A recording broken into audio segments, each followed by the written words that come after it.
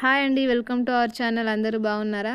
మన ఇంట్లో పాత పుస్తకాలు కానీ, పిల్లలవి అయిపోయిన పుస్తకాలు కానీ, బుక్స్ కానీ ఉంటాయి కదా, లేదా న్యూస్ పేపర్ అయినా పర్లేదు. అలాంటి పుస్తకాలను వేస్ట్గా పడేయకుండా ఈ విధంగా ట్రై చేసి చూడండి. ఇంట్లో పెట్టుకోవడానికి చాలా బాగుంటుంది. ముందుగా పుస్తకాలని ఈ విధంగా చిన్న పేపర్ని చిన్న ముక్కల్లాగా ఇలా కట్ చేసుకోవాలి. ఈ విధంగా కట్ చేసుకున్న వాటిని ఇలా వీడియోలో చూపించిన విధంగా ఫోల్డ్ చేసుకోవాలి. చూడండి, వీడియోలో చూస్తే ఈజీగా అర్థమవుతుంది. ఈ విధంగా ఫోల్డ్ చేసుకోవాలి.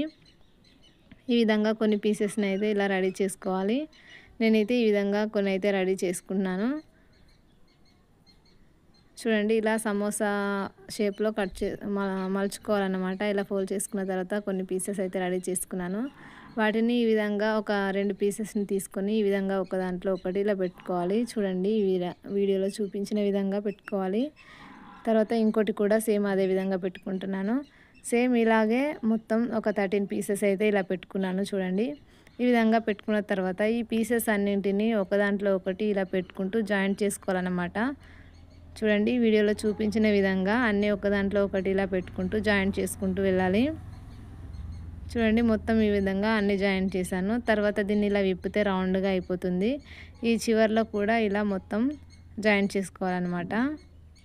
ఈ విధంగా జాయింట్ చేసుకున్న తర్వాత దీనిపైన మనం సెకండ్ ఇంకో రౌండ్ అనేది పెట్టుకోవాలి. చూడండి, ఇలా వీడియోలో చూపించిన విధంగా ఇంకో రౌండ్ అనేది ఇలా పెట్టుకుంటూ వెళ్ళాలన్నమాట.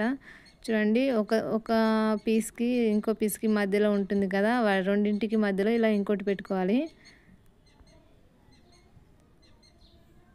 చూడండి, ఈ విధంగా ఇంకో రౌండ్ అయితే పెట్టుకోవాలి.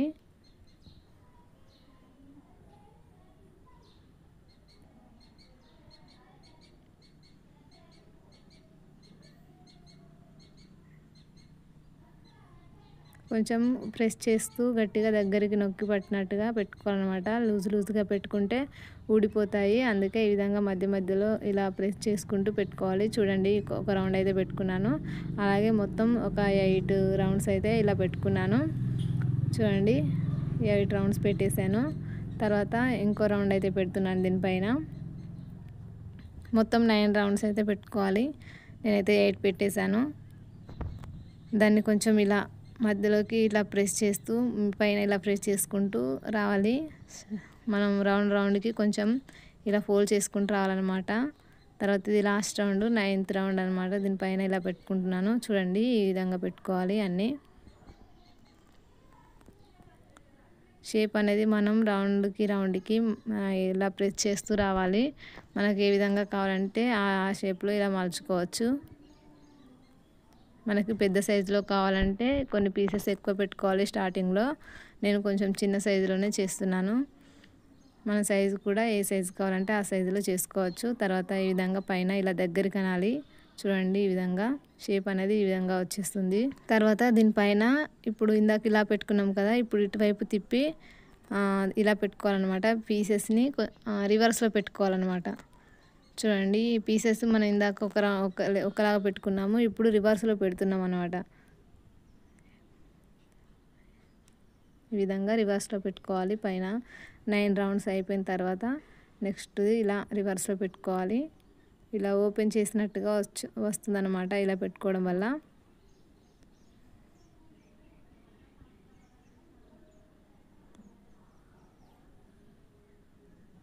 చూడండి, ఒక రౌండ్ అలా పెట్టేశాను. తర్వాత ఇంకో రౌండ్ కూడా అలాగే పెడుతున్నాను.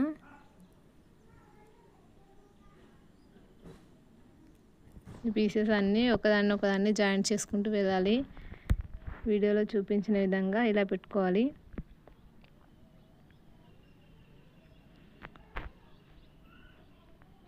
చేయడం అయితే చాలా ఈజీ అండి. ఇది ఈజీగా ఎవరైనా చేసేసుకోవచ్చు. చూడండి, నేను ఇంకో రౌండ్ కూడా పెట్టేశాను. మళ్ళీ ఇంకో రౌండ్ పెడుతున్నాను. ఈ పైన పెట్టేటివి అయితే మొత్తం 5 రౌండ్స్ పెట్టుకోవాలి. మనకి ఎంత వెడల్పు కావాలంటే అంత పెట్టుకోవచ్చు. నేనైతే ఒక 5 రౌండ్స్ అయితే ఇలా పెట్టుకున్నాను. చూడండి, ఫ్లవర్ వేస్ అయితే రెడీ అయిపోయింది.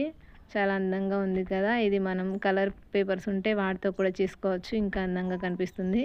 వేస్ట్గా పడేసే వాటితో ఈ విధంగా ట్రై చేసుకోవచ్చు, ఇంట్లో పెట్టుకోవచ్చు. చూడడానికి అందంగా ఉంటుంది. మనం ఇందులో ఫ్లవర్స్ పెట్టుకుంటే ఇంకా అందంగా కనిపిస్తుంది. చూడండి, నేనైతే న్యాచురల్ ఫ్లవర్స్ వేశాను.